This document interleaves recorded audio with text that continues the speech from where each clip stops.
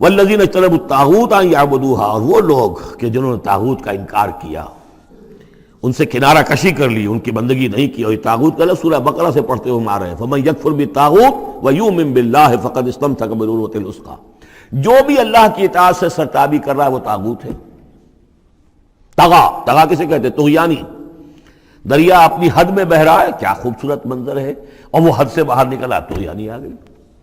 یہ انسان اللہ کی بندگی کی حد میں رہے بہت اچھا ہے، اللہ کا خلیفہ ہے، اشرف المخلوقات ہے، اور بڑھ گیا آگے اور اللہ کے حدود کے اندر داخل ہو گیا، اپنے نفس کو بنا لیا مطاع یا کسی اور کو بنا لیا مطاع، خود حاکم بن بیٹھا یا کسی اور کی حاکمیت کا قائل ہو گیا اللہ سے آزاد ہو کر، تباہی ہے، بربادی، وہ طاغوت ہے.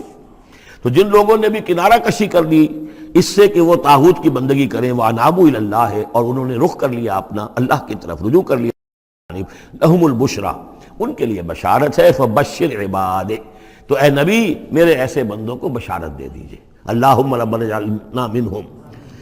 یہ جو اب اگلی آیت آ رہی اس کو غور سے سنیے. فبشر عباد الذین یستمعون القول فیتبعون احسنہ، جو لوگ کے کلام سنتے ہیں، بات سنتے ہیں، اور پھر جو اس کا بہترین رخ ہوتا ہے، بہترین پہلو ہوتا ہے، اس کی پیروی کرتے ہیں. یعنی یہ کہ دین جس کی طرف کہ اللہ تعالیٰ تمہیں بلا رہا، اس کے بھی درجے ہیں. ایک درجہ ہے صرف اسلام کا، ایک اس سے اونچا درجہ ہے ایمان، ایک سب سے اونچا درجہ ہے احسان. واللہ یحب المحسنین. تو اچھے سے اچھے درجے کی طرف جانے کی کوشش کرو. ہمارا معاملہ کیا ہے؟ دنیا میں تو ہم سمجھتے ہیں کہ اچھی سے اچھی، بہتر سے بہتر ہے، جستجو کی خوب سے ہے خوب تر کہاں.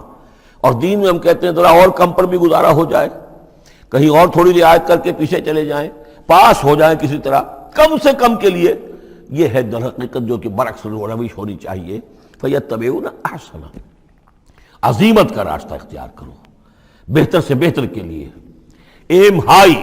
دین کے معاملے میں بھی اپنا ارادہ جو رکھو وہ اونچا رکھو.